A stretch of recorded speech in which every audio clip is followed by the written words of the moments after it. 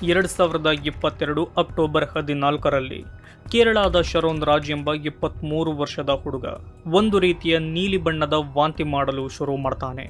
ಹೊಟ್ಟೆ ನೋವೆಂದು ನರಳಾಡ್ತಾನೆ. ಆಗ ಅವನ ಮನೆಯವರು ಹತ್ತಿರದ ಹಾಸ್ಪಿಟಲ್ಗೆ ಕರೆದುಕೊಂಡು ಹೋಗ್ತಾರೆ. ಏನೆಂದು ಚೆಕ್ ಮಾಡಿ ಬ್ಲಡ್ ಅನ್ನು ಕೂಡ ಟೆಸ್ಟ್ ಮಾಡಿದಾಗ ಎಲ್ಲವೂ ನಾರ್ಮಲ್ ಇರುತ್ತೆ. ಆಗ ಡಾಕ್ಟರ್ಸ್ ಕೆಲವು ಮಾತ್ರೆಗಳನ್ನು ಬರೆದುಕೊಟ್ಟು ಒಂದೆರಡು ದಿನವಾದರೂ ಈ ಹೊಟ್ಟೆ ನೋವು ಹೀಗೆ ಇದ್ದರೆ ನಂತರ ಈತನನ್ನು ಅಡ್ಮಿಟ್ ಮಾಡೋಣವೆಂದು ಹೇಳಿ ಕಳಿಸಿಕೊಡ್ತಾರೆ. 2 ದಿನವಾದರೂ ಶರೋನ್ನ ಆರೋಗ್ಯ ಸರಿಯಾಗಲ್ಲ. ಅವನ ನರಳಾಟವನ್ನು ನೋಡಲಾಗದ ಮನೆಯವರು ಕೇರಳದ ತಿರುವನಂತಪುರಂನ ಮೆಡಿಕಲ್ ಕಾಲೇಜಿನಲ್ಲಿರುವ ಹಾಸ್ಪಿಟಲ್ನಲ್ಲಿಯೇ ಅಡ್ಮಿಟ್ ಮಾಡಿಸಿ ಟ್ರೀಟ್ಮೆಂಟ್ ಕೊಡಿಸ್ತಾರೆ. ಶರೋನ್ಗೆ ನಿಜವಾಗಿಯೂ ಏನಾಗಿದೆ ಎಂದು ಕಂಡುಹಿಡಿಯಲು ಡಾಕ್ಟರ್ಸ್ಗಳು ತುಂಬಾ ಪ್ರಯತ್ನ ಪಡ್ತಾರೆ. ಎಲ್ಲ ರೀತಿಯ ಟೆಸ್ಟ್ ಮಾಡಿದಾಗ ಅವರಿಗೊಂದು ಅನುಮಾನ ಬರುತ್ತೆ. ಅದೇನೆಂದರೆ ಶರೋನ್ನ ಹೊಟ್ಟೆಯಲ್ಲೇನಾದರೂ ಆಸಿಡ್ ಅಂಶ ಇರಬಹುದಾ ಎಂದು. ಏಕೆಂದರೆ ಅವನ ಹೊಟ್ಟೆಯಲ್ಲಿ ಯಾವುದೋ ಕೆಮಿಕಲ್ ಲಿಕ್ವಿಡ್ ಇರೋದು ಡಾಕ್ಟರ್ಗಳಿಗೆ ಗೊತ್ತಾಗಿರುತ್ತೆ. ಆ ಲಿಕ್ವಿಡ್ ಶರೋನ್ನ ದೇಹದ ಒಳಗಿರುವ ಭಾಗಗಳನ್ನು ನಾಶ ಮಾಡಲು ಮುಂದಾಗಿರುತ್ತೆ. ಆಗ ಡಾಕ್ಟರ್ಸ್ ಹೇಳ್ತಾರೆ, ನಿಮ್ಮ ಮಗನಿಗೆ ಯಾರೋ ವಿಷ ಹಾಕಿದ್ದಾರೆ ಎಂದು. ಅಂತಹ ಕೆಟ್ಟ ಕೆಮಿಕಲ್ ಶರೋನ್ನ ಮನೆಯಲ್ಲಿ ಇರೋದಿಲ್ಲ. ಆಗ ಶರೋನ್ನ ತಂದೆ ಜಯರಾಜ್ ತಿರುವನಂತಪುರಂನ ಪೊಲೀಸ್ ಸ್ಟೇಷನ್ನಲ್ಲಿ ಕಂಪ್ಲೇಂಟ್ ಕೊಡ್ತಾರೆ. ಈ ಹೊಟ್ಟೆ ನೋವು ಬಂದ ದಿನದಲ್ಲಿ ಶರೋನ್ ಹೊರಗೋಗಿದ್ದು ರೆಜಿನ್ ಎಂಬ ಅವನ ಫ್ರೆಂಡ್ ಜೊತೆ. ಆಗ ಪೊಲೀಸರು ಆ ರೆಜಿನ್ ಅನ್ನು ಸ್ಟೇಷನ್ಗೆ ಕರೆಸಿ ವಿಚಾರಿಸ್ತಾರೆ. ಆಗ ರೆಜಿನ್ ಹೇಳೋದೇನೆಂದರೆ, ಶರೋನ್ ನನ್ನನ್ನು ತಮಿಳುನಾಡಿನ ಕನ್ಯಾಕುಮಾರಿಯಲ್ಲಿರುವ ಒಂದು ಮನೆಗೆ ಕರೆದುಕೊಂಡು ಹೋದ. ನಾನು ಆ ಮನೆಯ ಒಳಗೋಗಲಿಲ್ಲ, ಹೊರಗೆ ಇದ್ದೆ. 20 ನಿಮಿಷದ ನಂತರ ಶರೋನ್ ಹೊರಬಂದ. ಆಗಿನಿಂದ ಶರೋನ್ ಒಂದು ರೀತಿಯ ವಾಂತಿ ಮಾಡುತ್ತಾ ಹೊಟ್ಟೆ ನೋವೆಂದು ಹೇಳುತ್ತಿದ್ದ. ಆ ಮನೆಯಲ್ಲಿ ಏನು ಇವನು ತಿಂದಿರಬೇಕು ಎಂದು ಪೊಲೀಸರಿಗೆ ಹೇಳ್ತಾನೆ. ಅವನ ಸಹಾಯದಿಂದ ಪೊಲೀಸರು ಆ ಮನೆಗೆ ಹೋಗ್ತಾರೆ. ಆ ಮನೆಯಲ್ಲಿದ್ದು 22 ವರ್ಷದ ಗ್ರೀಷ್ಮಾ ಎಂಬ ಹುಡುಗಿ. ಹಾಗೆಯೇ ಅಲ್ಲಿ ಅವಳ ತಾಯಿ ಸಿಂಧು, ಚಿಕ್ಕಪ್ಪ ನಿರ್ದಲ್ ಕುಮಾರ್ ಇರ್ತಾರೆ. ಆಗ ಗ್ರೀಷ್ಮಾ ನಾನು ಶರೋನ್ನ ಫ್ರೆಂಡ್ ಎಂದು ಪೊಲೀಸರಿಗೆ ಪರಿಚಯ ಮಾಡಿಕೊಳ್ತಾಳೆ. ಆಗ ಪೊಲೀಸರು ಸಾಯುವ ಹಂತಕ್ಕೆ ಹೋಗಿರುವ ಶರೋನ್ಗೆ ಫುಡ್ ಪಾಯ್ಸನ್ ಆಗಿರುವ ವಿಷಯ ಹೇಳ್ತಾರೆ. ಹಾಗೆಯೇ ಶರೋನ್ ನಿಮ್ಮ ಮನೆಗೆ ಬಂದಿದ್ದಾಗ ಅವನು ಏನನ್ನು ಕುಡಿದ ಎಂದು ಕೇಳ್ತಾರೆ. ಆಗ ಗ್ರೀಷ್ಮಾ ಅವನು ಬಂದಾಗ ನಾನು ಯಾವಾಗಲೂ ತೆಗೆದುಕೊಳ್ಳೋ ಒಂದು ಗಿಡಮೂಲಿಕೆಯ ಕಷಾಯ ಕುಡಿಯುತ್ತಿದ್ದೆ. ಅದು ತುಂಬ ಕಹಿ ಇರುತ್ತೆ. ಅದನ್ನು ನಾನು ಕೂಡ ಕುಡಿಯುವೆ ಎಂದು ಚಾಲೆಂಜ್ ಮಾಡಿದ. ಅದನ್ನೇ ಕೊಟ್ಟೆ ಎಂದು ಹೇಳ್ತಾಳೆ. ಅವಳ ಮಾತಿನಿಂದ ಪೊಲೀಸರಿಗೆ ಯಾವುದೇ ಅನುಮಾನ ಬರೋದಿಲ್ಲ. ಆ ಕಷಾಯ ಶರೋನ್ನ ದೇಹಕ್ಕೆ ಸೆಟ್ ಆಗಲಿಲ್ಲವೇನೋ ಎಂದು ತಿಳಿದು ಪೊಲೀಸರು ಹೊರಟೋಗ್ತಾರೆ. 10 ದಿನ ಕಳೆದರೂ ಶರೋನ್ ರಿಕವರ್ ಆಗುತ್ತಲೇ ಇರೋದಿಲ್ಲ. ನಂತರದ ದಿನದಲ್ಲಿ ಅವನ ಕಿಡ್ನಿಗಳು, ಲಿವರ್ ಹಾಗೂ ಲಂಗ್ಸ್ ಎಲ್ಲ ಕೆಲಸ ಮಾಡೋದನ್ನೇ ನಿಲ್ಲಿಸುತ್ತೆ. ಕೊನೆಗೆ ಅಕ್ಟೋಬರ್ 25, 2022ರಲ್ಲಿ ಕಾರ್ಡಿಯಾಕ್ ಅರೆಸ್ಟ್ನಿಂದ ಅಂದರೆ ಹೃದಯ ಸ್ತಂಭನದಿಂದ ಶರೋನ್ ಸತ್ತು ಹೋಗ್ತಾನೆ. ಅವನ ಸಾವು ಹೇಗಾಯಿತು ಎಂದು ಗೊತ್ತಾಗುವುದೇ ಇಲ್ಲ. ನಂತರ ಶರೋನ್ನ ಶವವನ್ನು ಆಟೋಪ್ಸಿಗೆ ಒಪ್ಪಿಸ್ತಾರೆ. ಆಗ ರಿಪೋರ್ಟ್ನಿಂದ ಶರೋನ್ನ ದೇಹದಲ್ಲಿ ಪೆಸ್ಟಿಸೈಡ್ಸ್ ಅಂದರೆ ಕೀಟನಾಶಕದ ಲಿಕ್ವಿಡ್ ಪತ್ತೆಯಾಗಿರೋದು ಗೊತ್ತಾಗುತ್ತೆ. ಹಾಗೆಯೇ ಇದೇ ಅವನ ಸಾವಿಗೆ ಕಾರಣವೆಂದು ತಿಳಿಯುತ್ತೆ. ಆಗ ಪೊಲೀಸರಿಗೆ ಅನುಮಾನ ಬರೋದು ಈ ಕೆಲಸವನ್ನು ಯಾರೋ ಬೇಕಂತಲೇ ಮಾಡಿರೋದು ಎಂದು. ಇದನ್ನು ತಿಳಿದುಕೊಳ್ಳಬೇಕೆಂದು ಶರೋನ್ನ ಫೋನ್ ಹಾಗೂ ಲ್ಯಾಪ್ಟಾಪ್ ಅನ್ನು ಅವನ ತಂದೆ ತಾಯಿಯಿಂದಲೇ ಪಡೆದುಕೊಳ್ತಾರೆ. ಶರೋನ್ನ ಫೋನಿಂದ ಪೊಲೀಸರಿಗೆ ಶಾಕಿಂಗ್ ವಿಷಯಗಳು ತಿಳಿಯುತ್ತೆ. ಅದರಲ್ಲಿದ್ದ ಮೆಸೇಜ್ ಹಾಗೂ ಫೋಟೋಗಳಿಂದ ಗೊತ್ತಾಗುವುದೇನೆಂದರೆ, ಕನ್ಯಾಕುಮಾರಿಯಲ್ಲಿದ್ದ ಗ್ರೀಷ್ಮಾ ಶರೋನ್ಗೆ ಕೇವಲ ಫ್ರೆಂಡ್ ಆಗಿರೋದಿಲ್ಲ, ಲವ್ವರ್ ಆಗಿರ್ತಾಳೆ. ಮತ್ತೊಂದು ವಿಷಯವೇನೆಂದರೆ, ಯಾರಿಗೂ ತಿಳಿಯದಂತೆ ಅವರಿಬ್ಬರು ಮದುವೆಯಾಗಿರ್ತಾರೆ. ಫಿಸಿಕಲ್ ರಿಲೇಶನ್ಶಿಪ್ನಲ್ಲಿಯೂ ಮುಂದುವರೆದಿರ್ತಾರೆ. ಇವೆಲ್ಲ ಪೊಲೀಸರಿಗೆ ಫೋಟೋ ಹಾಗೂ ಮೆಸೇಜ್ನಿಂದ ಗೊತ್ತಾಗುತ್ತೆ. ಸ್ನೇಹಿತರೆ, ಶರೋನ್ ತನ್ನ ಫೋನ್ನಲ್ಲಿ ಹಲವಾರು ಪ್ರೈವೇಟ್ ಫೋಟೋಗಳನ್ನು ಕೂಡ ಇಟ್ಟುಕೊಂಡಿದ್ದ. ಇದನ್ನು ನೋಡುವ ಪೊಲೀಸರಿಗೆ ಗ್ರೀಷ್ಮಾ ಮೇಲೆಯೇ ಅನುಮಾನ ಬರುತ್ತೆ. ಅವಳನ್ನು ಕಸ್ಟಡಿಗೆ ತೆಗೆದುಕೊಂಡು 8 ಗಂಟೆಗಳ ಕಾಲ ವಿಚಾರಣೆ ಮಾಡ್ತಾರೆ. ಅಲ್ಲಿಯವರೆಗೂ ಏನನ್ನು ಕೂಡ ಒಪ್ಪಿಕೊಂಡಿರದ ಗ್ರೀಷ್ಮಾ ಕೊನೆಗೆ ನಿಧಾನವಾಗಿ ಎಲ್ಲವನ್ನು ಬಾಯಿಬಿಟ್ಟು ನಾನೇ ಶರೋನ್ಗೆ ವಿಷ ಹಾಕಿದ್ದು ಎಂದು ಒಪ್ಪಿಕೊಳ್ತಾಳೆ. ಸ್ನೇಹಿತರೆ, ಈ ಗ್ರೀಷ್ಮಾ ಪೋಸ್ಟ್ ಗ್ರಾಜ್ಯುಯೇಟ್ ಲಿಟರೇಚರ್ನ ಸ್ಟೂಡೆಂಟ್ ಆಗಿರ್ತಾಳೆ. ಓದಿನಲ್ಲೂ ಈಕೆ ಟಾಪರ್, ತುಂಬಾ ಬುದ್ಧಿವಂತೆ. ಅದೇ ಕನ್ಯಾಕುಮಾರಿಯ ಪ್ರೈವೇಟ್ ಕಾಲೇಜಿನಲ್ಲಿ BSc ರೇಡಿಯಾಲಜಿ ಸ್ಟೂಡೆಂಟ್ ಆಗಿ ಶರೋನ್ ಓದ್ತಿರ್ತಾನೆ.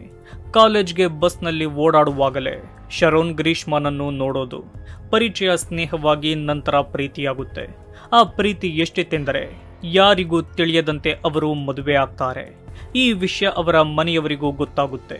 ಹಾಗೆಯೇ ಅವರು ಈ ಮದುವೆಯನ್ನ ಒಪ್ಪೋದಿಲ್ಲ. ಫೆಬ್ರವರಿ 2022ರಲ್ಲಿ ಗ್ರೀಷ್ಮ ಮನೆಯವರು ಅವಳಿಗಾಗಿ ಒಂದು ಗಂಡನ್ನು ನೋಡ್ತಾರೆ. ಆತ ಆರ್ಮಿ ಆಫೀಸರ್ ಆಗಿರ್ತಾನೆ. ಮೊದಲು ಇದಕ್ಕೆ ಒಪ್ಪದ ಗ್ರೀಷ್ಮ ನಂತರ ಅವನನ್ನೇ ಮದುವೆಯಾಗಲು ಇಷ್ಟಪಡ್ತಾಳೆ. ಶರೋನ್ನನ್ನು ಅವಾಯ್ಡ್ ಮಾಡ್ತಾಳೆ. ಅವನಿಂದ ಬ್ರೇಕಪ್ ಆಗಲು ತುಂಬಾ ಪ್ರಯತ್ನ ಪಡ್ತಾಳೆ. ನನ್ನ ಜಾತಕದಲ್ಲಿ ಮೊದಲ ಗಂಡ ಸಾಯುತ್ತಾನೆ ಅಂತ ಇದೆ, ದಯವಿಟ್ಟು ನನ್ನನ್ನು ಬಿಟ್ಟು ಬಿಡು ಎಂದು ಸುಳ್ಳಿನ ನಾಟಕ ಆಡ್ತಾಳೆ. ಆದರೆ ಶರೋನ್ ಅದಕ್ಕೆಲ್ಲ ತಲೆ ಕೆಡಿಸಿಕೊಳ್ಳಲ್ಲ.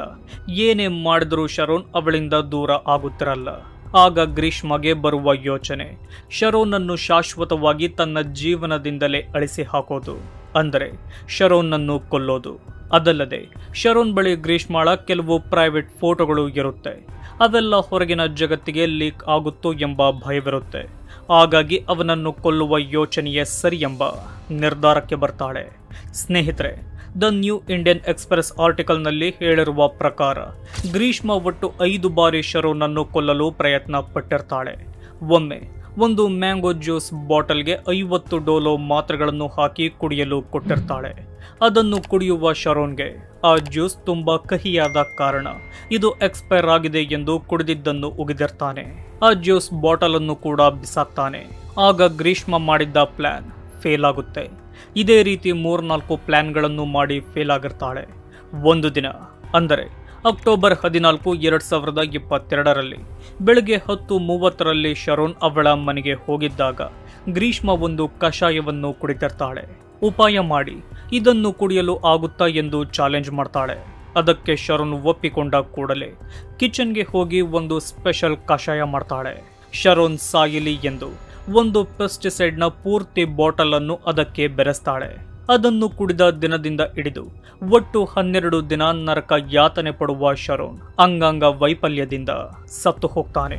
ಸ್ನೇಹಿತರೆ, ಶರೋನ್ ಸಾಯುವ ಕೊನೆಯ ಹಂತದಲ್ಲಿಯೂ ಅವನ ಬಳಿ ಪೊಲೀಸರು ಕೇಳಿರ್ತಾರೆ, ನಿನಗೆ ಯಾರ ಮೇಲಾದರೂ ಅನುಮಾನ ಇದ್ದರೆ ಹೇಳು ಎಂದು. ಆದರೆ ಶರೋನ್ ಗ್ರೀಷ್ಮ ಮೇಲೆ ತುಂಬಾ ನಂಬಿಕೆ ಇಟ್ಟಿದ್ದ. ತಾನು ಸಾಯುವವರೆಗೂ ಗ್ರೀಷ್ಮ ಮೇಲೆ ಯಾವುದೇ ಆರೋಪವನ್ನು ಶರೋನ್ ಮಾಡಿರುವುದೇ ಇಲ್ಲ.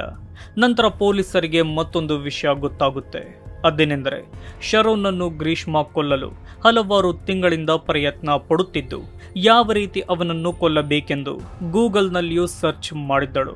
ಆ ಮನೆಯ ಹಿಂದಿನ ಒಂದು ಪಾಂಡ್ ಬಳಿ ಆ ಪೆಸ್ಟಿಸೈಡ್ ಬಾಟಲ್ ಪತ್ತೆಯಾಗುತ್ತೆ. ಅದನ್ನು ಅಲ್ಲಿ ಬಿಸಾಕಿದವರು ಹಾಗೂ ಈ ಕೊಲೆಗೆ ಸಹಾಯ ಮಾಡಿದವರು ಗ್ರೀಷ್ಮ ತಾಯಿ ಹಾಗೂ ಅವಳ ಚಿಕ್ಕಪ್ಪ ಆಗಿರ್ತಾರೆ. ನಂತರ ಪೊಲೀಸರು ಸಾಕ್ಷಿ ನಾಶ ಮಾಡಲು ಇವರು ಪ್ರಯತ್ನ ಪಟ್ಟಿದ್ದಾರೆಂದು ಅವರಿಬ್ಬರನ್ನು ಕೂಡ ಅರೆಸ್ಟ್ ಮಾಡ್ತಾರೆ. ನಂತರ ಗ್ರೀಷ್ಮನನ್ನು ಒಂದು ಸ್ಟೇಷನ್ನಿಂದ ಮತ್ತೊಂದು ಸ್ಟೇಷನ್ಗೆ ಶಿಫ್ಟ್ ಮಾಡಲು ನೋಡ್ತಾರೆ. ಈ ಸಮಯದಲ್ಲಿ ನೆಡುಮಂಗದ್ ಸ್ಟೇಷನ್ನಲ್ಲಿದ್ದ ಗ್ರೀಷ್ಮ ನಾನು ವಾಶ್ರೂಮ್ಗೆ ಹೋಗಬೇಕೆಂದು ಅವರಿಗೆ ಹೇಳ್ತಾಳೆ. ಆಗ ಇಬ್ಬರು ಫೀಮೇಲ್ ಆಫೀಸರ್ಸ್ ಅವಳನ್ನು ವಾಶ್ರೂಮ್ಗೆ ಕರೆದುಕೊಂಡು ಹೋಗ್ತಾರೆ. ಈ ಸಮಯದಲ್ಲಿ ಅಲ್ಲಿದ್ದ ಲೈಜಾಲ್ ಅನ್ನು ಕುಡಿಯುವ ಗ್ರೀಷ್ಮ ಆತ್ಮಹತ್ಯೆ ಮಾಡಿಕೊಳ್ಳಲು ಪ್ರಯತ್ನ ಪಡ್ತಾಳೆ. ಆದರೆ ತಕ್ಷಣ ಅವಳನ್ನು ಹಾಸ್ಪಿಟಲ್ಗೆ ಸೇರಿಸಿ ಆ ವಿಷವನ್ನು ಹೊರತೆಗೆಸಿ ಪ್ರಾಣವನ್ನು ಕಾಪಾಡ್ತಾರೆ. ನಂತರ ಗ್ರೀಷ್ಮ ಜಾಮೀನಿಗೆ ಮನವಿ ಮಾಡ್ತಾಳೆ. ಅವಳು ಬರೆದಿದ್ದ ಮನವಿಯನ್ನು ನಿರಾಕರಿಸದ ಕೋರ್ಟ್ ಸೆಪ್ಟೆಂಬರ್ 25 ಸೋಮವಾರದಲ್ಲಿ ಅವಳಿಗೆ ಜಾಮೀನು ಕೊಡುತ್ತೆ. ಇದಕ್ಕೆ ಕೋರ್ಟ್ ಕೊಡೋ ಕಾರಣ ಗ್ರೀಷ್ಮ ಇನ್ನೂ ಚಿಕ್ಕವಳು, ಹಾಗೆ ಈ ಶರೋನ್ನ ಸಾವಿಗೆ ಸಾಕ್ಷಿಗಳ ಕೊರತೆ ತುಂಬಾ ಇದೆ. ಮೊದಲು ಸರಿಯಾದ ವಿಚಾರಣೆ ನಡೆಯಲಿ, ಅಲ್ಲಿಯವರೆಗೂ ಗ್ರೀಷ್ಮ ಹೇಳದೆ ಎಲ್ಲಿಯೂ ಹೋಗೋ ಹಾಗಿಲ್ಲ. ವಿಚಾರಣೆಯ ಸಾಕ್ಷಿಗಳ ಬಳಿ ಹಸ್ತಕ್ಷೇಪ ಮಾಡೋ ಹಾಗಿಲ್ಲವೆಂದು ಹೇಳಿ ಜಾಮೀನು ಕೊಡ್ತಾರೆ. ಗ್ರೀಷ್ಮಗೆ ಜಾಮೀನು ಕೊಟ್ಟಿದ್ದು ಶರೋನ್ನ ತಂದೆ ಜಯರಾಜ್ಗೆ ಇಷ್ಟವಾಗಲ್ಲ. ಇದರ ವಿರುದ್ಧವಾಗಿ ಪ್ರತಿಭಟನೆ ಮಾಡ್ತಾರೆ. ಅಲ್ಲಿನ ಸಿಎಂ ಅನ್ನು ಕೂಡ ಮೀಟ್ ಮಾಡಲು ಪ್ರಯತ್ನ ಪಡ್ತಾರೆ.